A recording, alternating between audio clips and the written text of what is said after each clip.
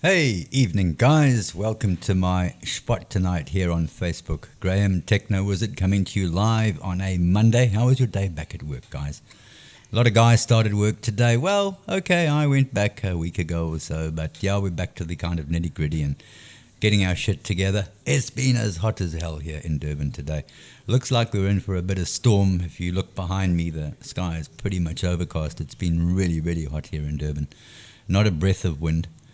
But, we complain when it rains, we complain when it's hot, we complain all the time. So, guys, stop complaining. Just be grateful that you live in a beautiful country like South Africa. Big shout out to all my listeners all over the country, all over the world. Trevor Groves, who's touring the continent, seems to be. He's in London at the moment. To Russell, overseas. To Clive and Clive Middlemass up in Johannesburg. All my local yokels here in Durban, Fiona, Elvira, Sean, my two daughters, Carrie Ann and Tamarin, and all those out there listening this evening. Very big up from me tonight, Graham. Making headlines today here in Durban, 27 million rand spent on state funerals. Large parts of Port Elizabeth without electricity. One of their substations blew up, plunging PE, a lot of it into darkness. And then a huge fire on Maiden Road just behind me, down towards the docks. Apparently a factory, a warehouse caught fire. Well, we were told that there would be no load shedding today. They lied once again. Well, I'm sure they lied because I had to go to Mantec to get some spares today, which is quite away from where I stay. Numerous robots out, and when I went to Spa this afternoon, the Glenwood Village, they were running the generator. Most of the shopping centre was in darkness, but obviously, the big store had power generation, so they were okay. Now, I don't know how many of you guys listened to the January speech from our president, Mr. Ramaphosa. Well, this is kind of what he had to say. Eskom will be restored to becoming a company that can provide energy. And I want to stress once again, those who think that we want to privatize Eskom, I want to say to you, we are not going to privatize Eskom. We are going to strengthen Eskom so that it can deliver energy as it should. Right now, yes, we understand very clearly the concerns that South Africans have about the load shedding that we continue to have almost on a daily basis. These are challenges that we are addressing. These are challenges that we will succeed in addressing. Eskom is the largest company in our country. It is too big to fail. Yeah, did you hear that? Too big to fail. Dudes, don't get too enthusiastic, because as soon as you start talking like this, things will fail. America, here's a classic example. If you go back to the days of the Roman Empire, they got so big and really thought that the empire would never crumble and fall. It did. So, once you start getting beyond yourself, you end up seeing your ass. A lot of work to be done by the new CEO, which has now taken the reins in Eskom. But hopefully he's going to pull it off. Look, it's not going to be overnight, dudes. He's got a massive task ahead of him. And it's not just going to be a matter of now kind of, in 6 months' time, we've now got lights forever. It's not going to happen like that. A lot of hard work, a lot of reorganization, opening new coal mines, getting Dupi and Kazinga, the other power station, up and running correctly.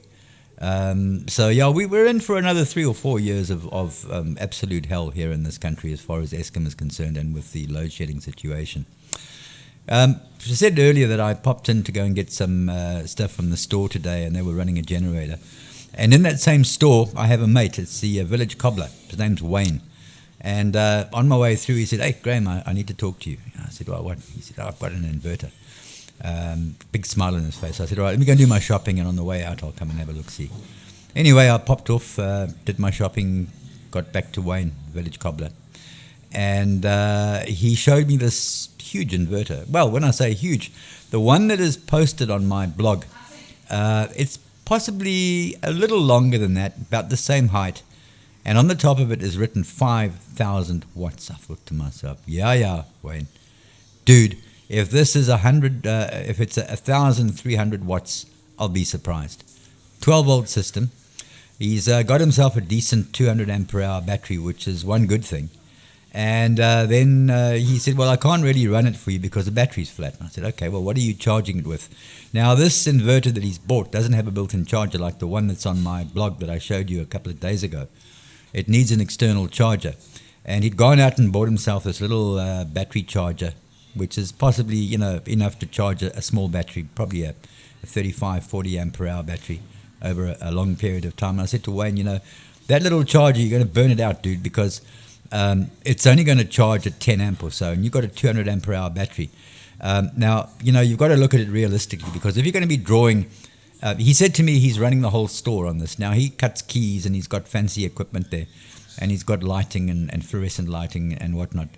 And, if he's going to run that whole store for 2 hours continuously on that inverter, the inverter will possibly maintain, but it's going to draw a good 70, 80 amps of power out of that battery over a period of 2 hours. And there's no way that little battery charger is going to recoup that battery over a 3 or 4 hour period. It's going to take like a day to get that battery back to where it was. So, there's a lot of misinterpretation about people out there with inverters and then, buying battery chargers and shit like that.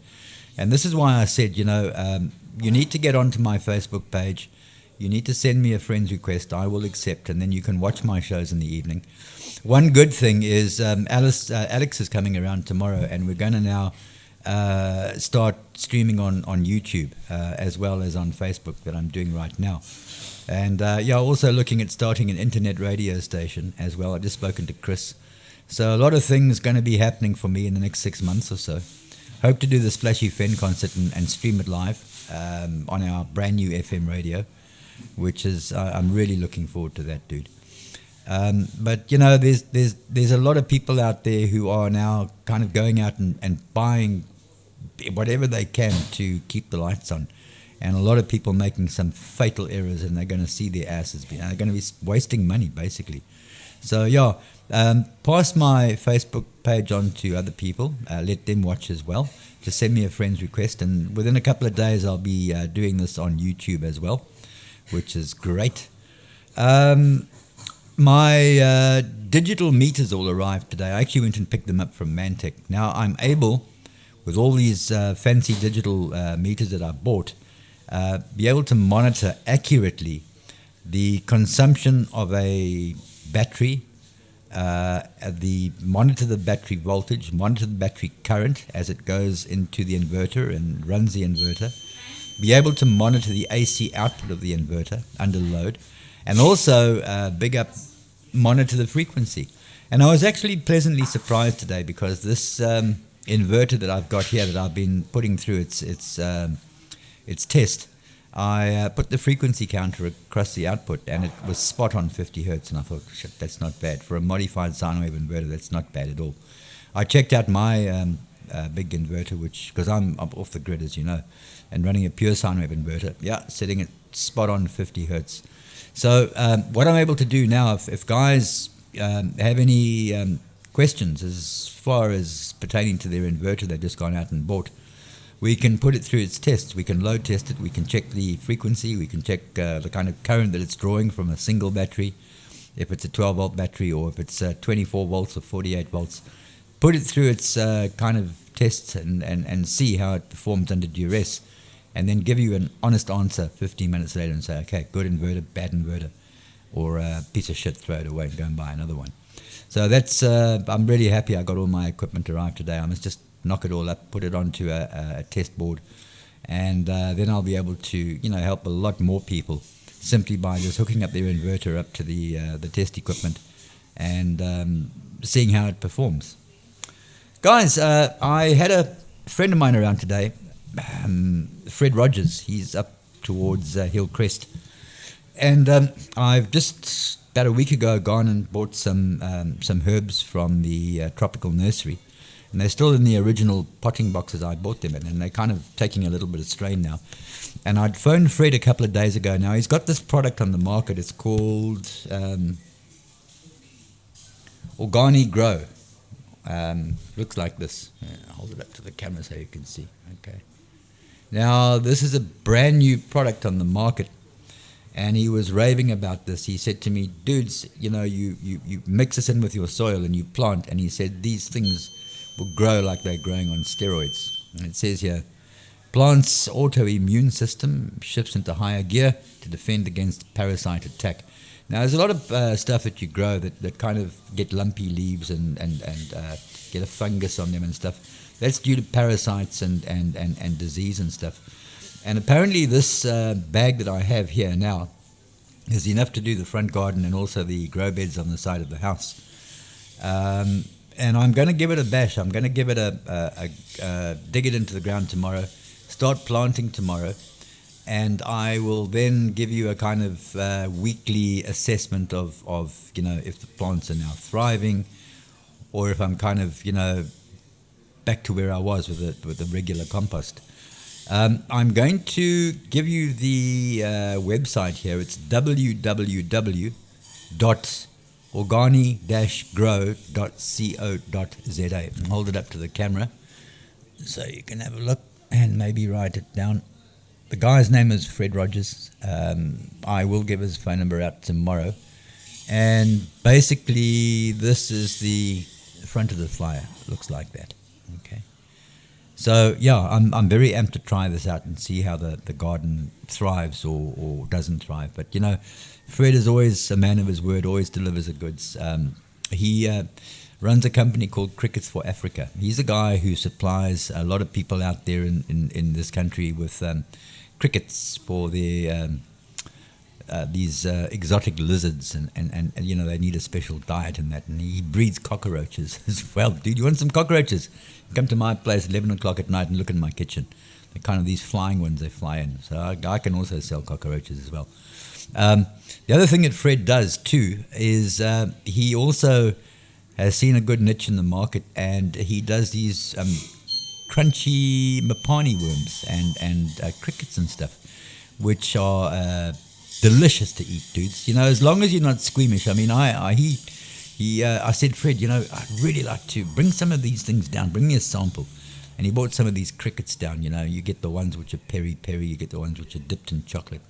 And man, they are so good. I can sit back and watch a movie at night and kind of munch on crickets and mapani worms.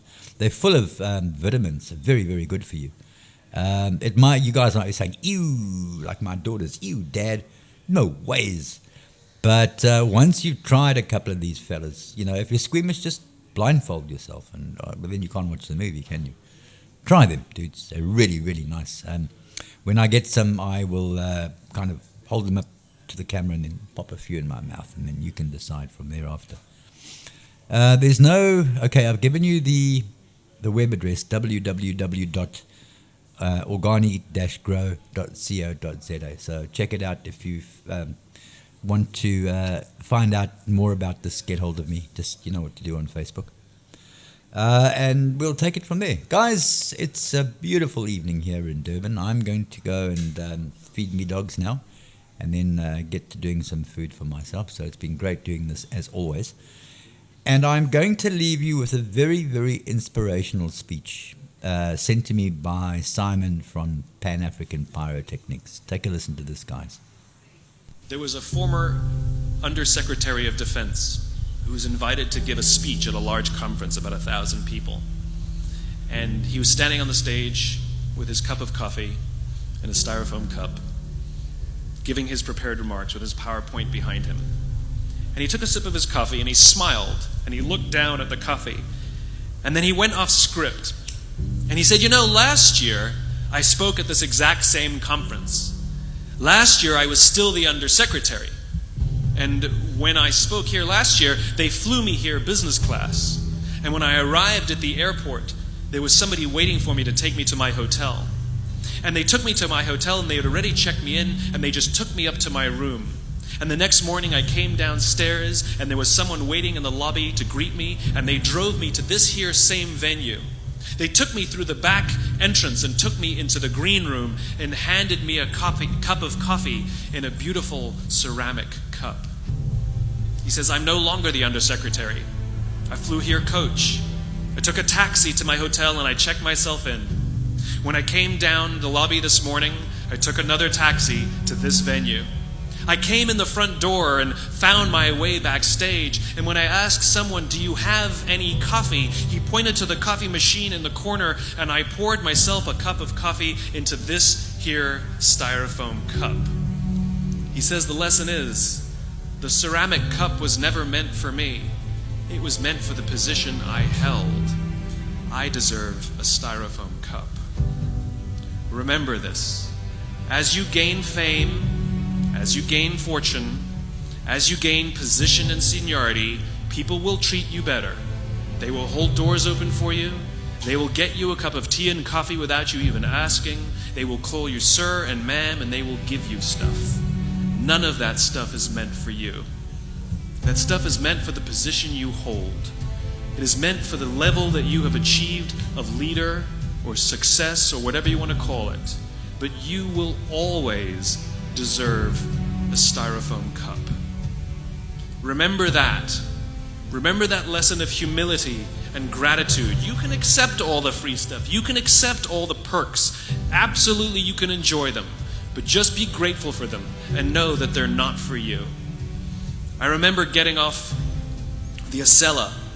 I took the Acela from New York to Washington, D.C. And I got off the train like everybody else. And I was walking down the platform like everyone else. And I walked past General Norty Schwartz, who used to be the Chief of Staff of the United States Air Force, the head of the Air Force. And here I did, you see a guy in a suit schlepping his own suitcase down the platform just like me.